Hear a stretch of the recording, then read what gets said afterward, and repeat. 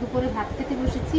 নিয়েছি ভাত, এখানে আছে এই দেখেন করলা শাক ভাজা, আর এখানে আছে কুমড়ো শাক ভাজা, আর এখানে আছে মাছের মাথা দিয়ে কচুর শাক। এই দেখেন এই যে কচুর শাক, মাছের মাথা দিয়ে কচুর শাক। কচুটা খুব আঠা হয়েছে।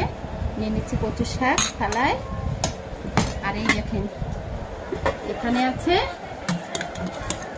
আছে মাছের ঝোল। এই দেখেন লাল মাছের ঝোল, এটা দিয়ে আমরা দুপুরে খাবো।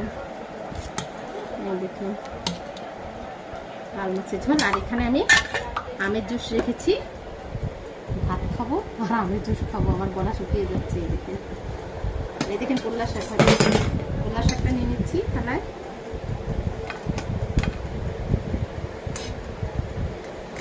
কুমড়ো শাকটাও নিয়ে নিচ্ছি।